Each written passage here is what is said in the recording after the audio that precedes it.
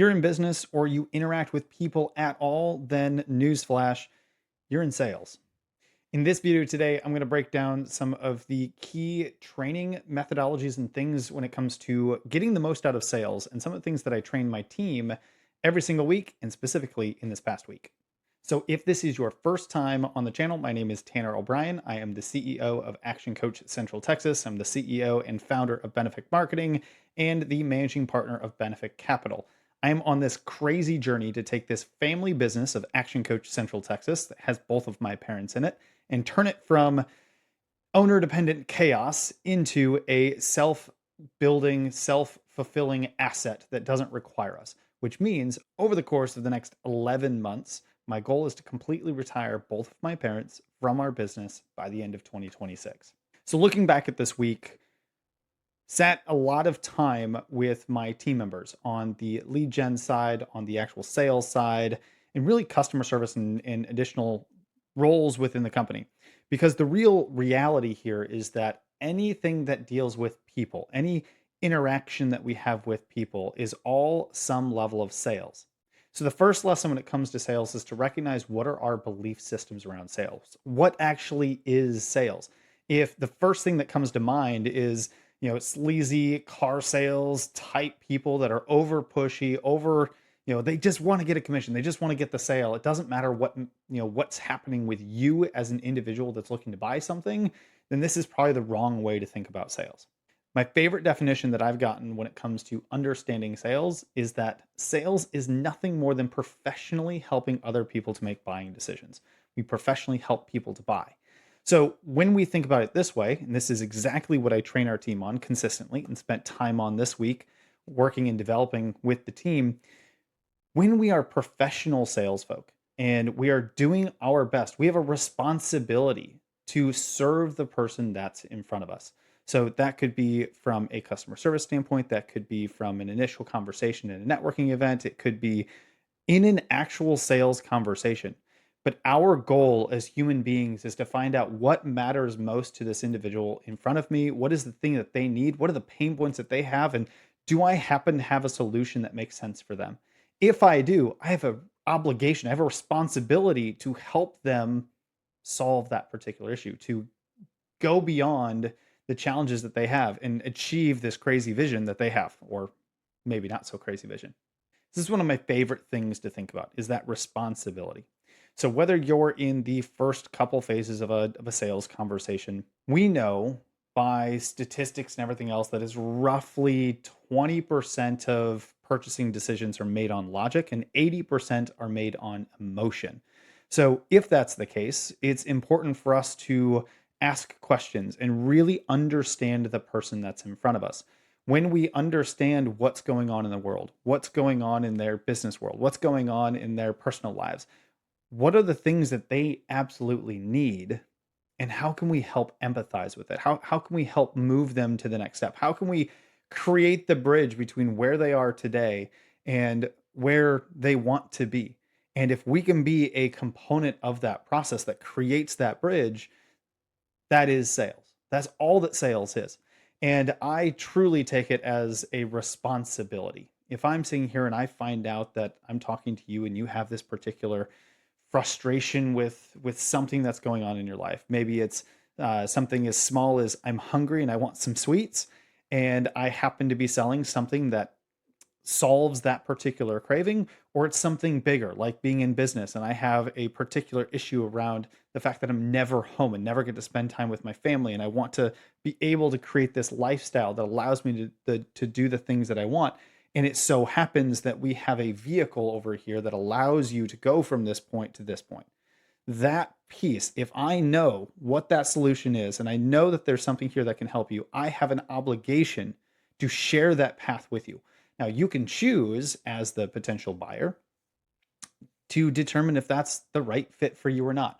But I would be in such a terrible place if I had this crazy thing that can actually help you and don't share that option with you. Like, who am I to be so selfish that I'm going to keep it to myself and never share it with you?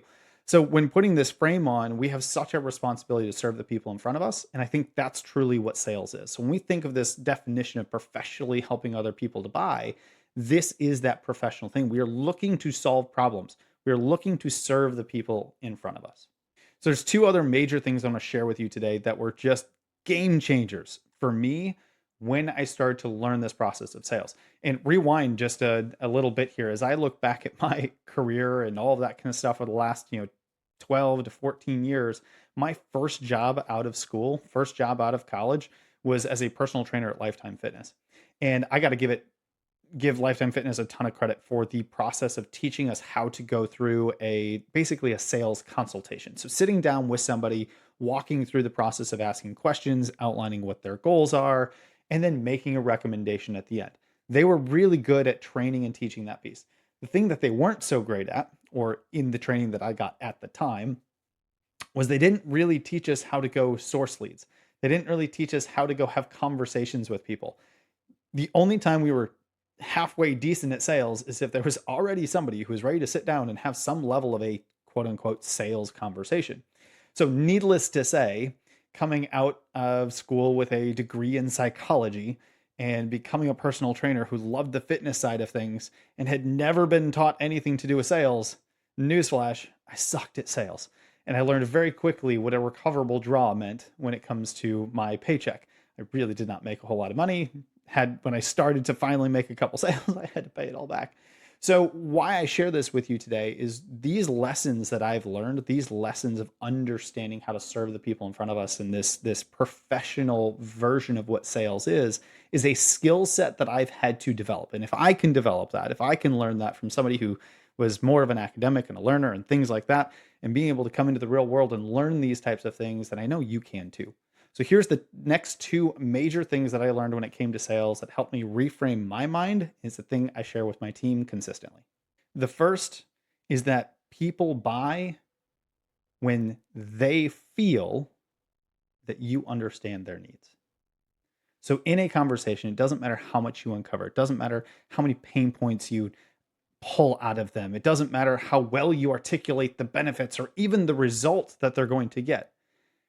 If they, as the buyer, do not feel that you understand what their actual needs are, that sale is not going to move forward. That feeling really matters. So this was one big unlock for me. People buy when they feel that you understand their needs.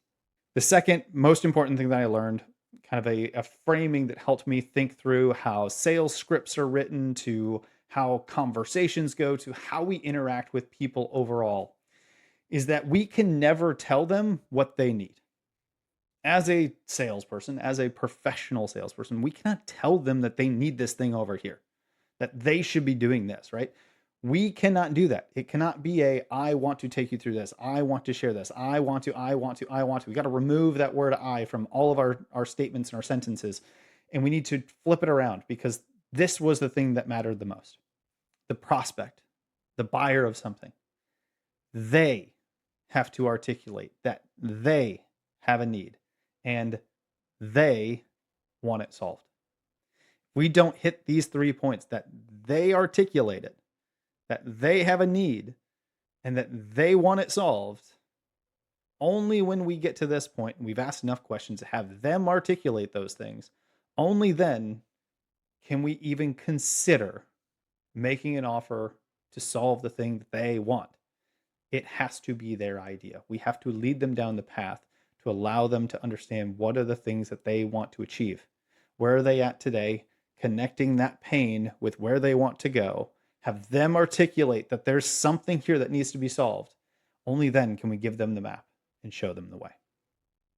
These two frames were the biggest unlock for me to think about how to interact with people, how to get better at sales. Because sales is not a dirty word. Sales is simply serving the person in front of you, professionally helping them solve problems, professionally helping them make buying decisions. So if you're leading a sales team, this training, this concept, this reminder for that team consistently every single week, in some cases every single day, just a quick reminder, a couple minutes at the beginning of each day, maybe a quick report out at the end of the day.